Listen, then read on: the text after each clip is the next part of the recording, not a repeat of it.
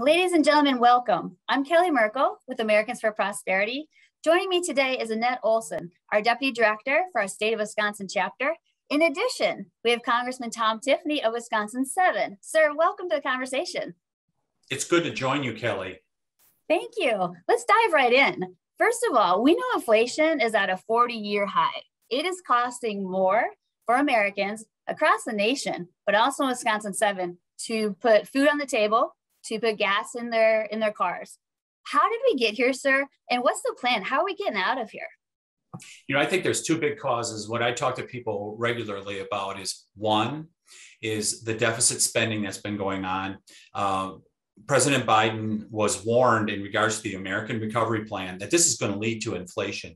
In fact, one of President Obama and President Clinton's chief economic advisors, Larry Summers, said, "Don't do this. It's going to lead to inflation." And it's exactly what happened by spending that $2 trillion. The second thing is shutting down energy production here in America, or at a minimum, discouraging it. And that has led to higher prices, which fosters inflation.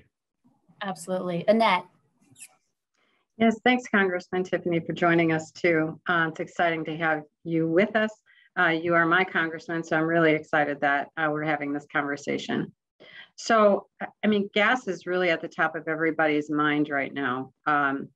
Fuel, diesel fuel, fertilizer. I mean, it also affects the agriculture industry, which I think you have a lot of ag industry in your district. Can you talk to us about what is standing in the way, what might cause an immediate drop in gas? Any insights you have for us there? So I would answer it this way, Annette. What could help here? Let's go back and look at January 20th of 2021. President Biden, his very first action, he said, we're going to shut down the Keystone Pipeline. And then he continued from there, discouraging production on our federal lands. The regulatory agencies are making it difficult for permits being issued, oftentimes slow rolling permits. And so you have all this infrastructure that goes into this process, the drilling, the refining, the whole works. It all has had impediments put in place. And what happens? You have, it just makes it more difficult to get it out of the ground.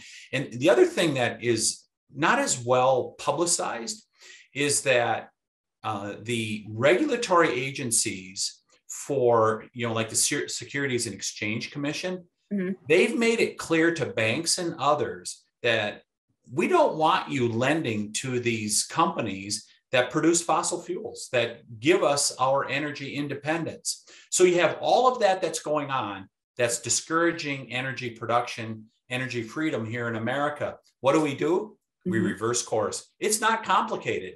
Just let's allow people to be able to drill safely, with a proper regulatory structure, but allow them to drill, allow these federal lands to be able to be produced on, and then get the permits done for pipelines, refineries, things like that. And then we will get back to energy independence. Absolutely. So let's talk about that for a moment. We hear a lot in the news and in other outlets that there are barriers to entry into this market. You touched on the regulatory aspect of it, but regarding energy, what else could lead to innovation, or even make it easier for Americans to grow small businesses or work the kitchen table budget in a much more efficient way? So what in Congress is taking place to allow for innovation and allow for the relief to come at the kitchen table for folks? The number one thing that we can do on the regulatory front is reform NEPA, the National Environmental Policy Act that was passed way back in the early 1970s in the Nixon administration. And many parts of it are outdated now. We see permits taking as long as 15 to 20 years. And this is not just true of energy. It's true of the forest products industry. It's true of agriculture. And it really discourages production of our natural resources. And remember, with natural resources, what is tied up with just that general issue of natural resources? It's job security, economic security, and it's national security. And NEPA has really discouraged projects from going forward. Now, we want to have good, strong environmental protections, but they shouldn't be duplicative. It shouldn't take 15 years to be able to get a permit. If we would just fix those things, and I've made proposals doing that with the ranking member of the Natural Resources Committee, Congressman Westerman from Arkansas, if we would do those things, boy, you would see great progress made in America where we would produce these things right here at home. We don't have to get them from China and other places like that. So we've been talking about energy, but inflation has really been hitting like everything. Every product, every good, every service. What do you think Congress can do to try to eliminate the inflation that's being noticed at grocery stores, convenience stores, gas stations? Yeah, so there's two primary entities that have caused the inflation that we have. One, and it's not talked about much, is the Federal Reserve. Turning on the printing press. They're the ones that turned on the printing press to monetize this debt that has been authored by Congress. They should have held back on that. And so that's one, is simply turning on the printing press. But the other one is Congress. And Congress spending all of this money. And by the way, I've been voting against this deficit spending that has been going on. And but with all of this spending that has been going on, it is inflating the currency. And people have more dollars and there's fewer goods out there. I mean, look at the restrictions that are going on in our supply chain. And so that really ramps up inflation. And what many people say to me in the business community is that, you know, the measurement now of inflation is like 7-8% like that. They're like, no way. If you saw the cost of goods coming into my business, it's up 15, 20, 50% in some cases. That is what is causing this inflation. So what should Congress do? Stop the deficit spending. If we would, that's the very first thing that we should do. I mean, what's the first rule of holes, right? Stop digging. Yes. Right. So we're hearing from Congress that there is conversation about more COVID spending, more bailouts, what have you. Can you enlighten us at all on that topic? Yes, so Speaker Pelosi and the Majority Leader Chuck Schumer in the Senate, they both want to spend more money. And certainly President Biden is calling for another stimulus bill. It would be the worst thing that we could possibly do. It will, as Annette said, inflation is on steroids at this point. This will make it even worse. And it's the wrong thing to do. It's the wrong policy prescription. We need to get back to where we have sound money here in our country. And it starts by Congress being fiscally responsible.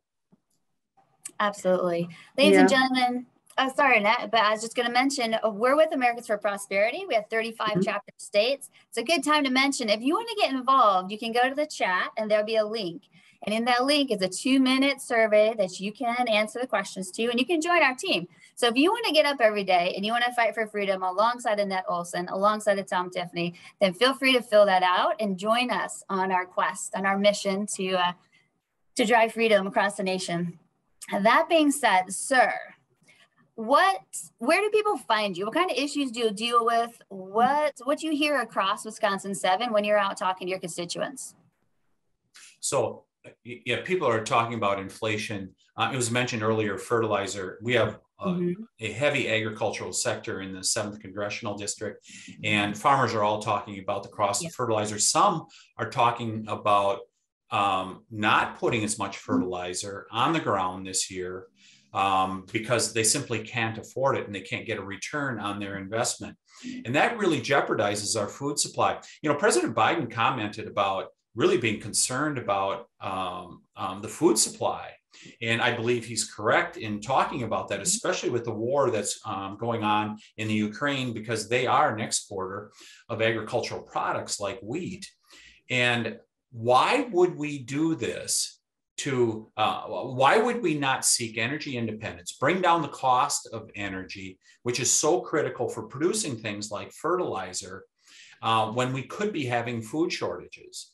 And it's greatly concerning amongst people at this point. I mean, anybody that goes in the grocery store now, you see it. There's empty shelves. We don't want that to get worse, but it is going to get worse if we don't turn things around.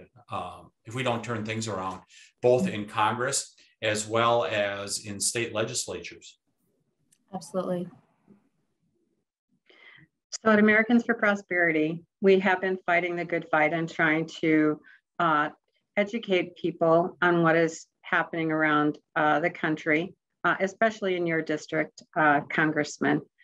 We would love for you to join us, join our efforts. We work every single day to make sure that government is working in the realm of where it should. But Congressman, you've been very effective as well as getting your message out. Thank you for fighting against all of the spending, the ridiculous amount of spending that's been going on in Congress. We appreciate you standing tall and being a barrier for us in front of all of that spending, although we know you're right now in the minority, but we still appreciate that you're taking that hard stand for Americans all over your district. How can people get a hold of you? You are out, I think, at town hall meetings around the district as well. So where should people find you? How can they get a hold of you if they want to voice their opinion, which we think that they should at Americans for Prosperity? We want constituents always conversing with their elected officials, such as yourself. Yeah, and we encourage it also. Tiffany.house.gov, I think, is the address. I forget that sometimes, but you can just go to Tom Tiffany Congress and you'll find our website, and you can sign up for our weekly update. We put out a weekly update to update people on what's happening in Washington as well as out in the district. And you can always call us, 202-225-3365. Call us in Washington, D.C., and we're always happy to answer your questions. If you want to call the district office, it's at 715-298-9344. And as Annette said, we do regular listening sessions. I want to hear from people. We go out in the district regularly and have these listening sessions, and we have a good, we really have a good debate with people. We have good discussion with people. Whenever I take questions, I always allow people to be able to, after they pose their question, to be able to share their view. I think that's really important to do. We want to have that open dialogue. But I also want to thank Americans for Prosperity because they've been fighting every day, first of all, for fiscal responsibility. Our country's $30 trillion in debt. We cannot continue that. It's why I went into the state legislature in 2010, and we fixed that problem. We can fix it again at the federal level if people simply have the will to do it. And then the second thing is utilization of natural resources. That's where our prosperity comes from in America. It's where we get millions of jobs. It's where people get good jobs for economic security. But as we're seeing right now, it also leads to national security. As a result of us becoming energy dependent once again, the world sees us as weak. Weakness leads to war. When we have a strong America, and that includes energy independence, that's when the world is a safer place to be in. And so it's all tied up in that. And that's why I'm so passionate about being able to safely be able to use our natural resources, because America is better off and the world is better off when we have a strong America. So we'll take a last question here, and let me offer you this platform. What are you optimistic about? What are you excited about when you come home to Wisconsin 7? You listen to your constituents, you hear what they have to say, you go back to Washington, D.C., fire it up to do what for them? Yeah, people are very frustrated at this point. They see the inflation, they see the rising energy prices, they see these things going on in our country that they're like, I just can't believe this is happening. But what's encouraging is that people are noticing. People are paying attention. They are getting involved. All you have to do is look at our spring elections a week ago. People getting out and voting and saying, you know what, I want to go in a different direction here. I don't like what's going on. And that's the best thing that can possibly happen, is people getting fully engaged and saying, we want to take back America, and we want the America that is prosperous.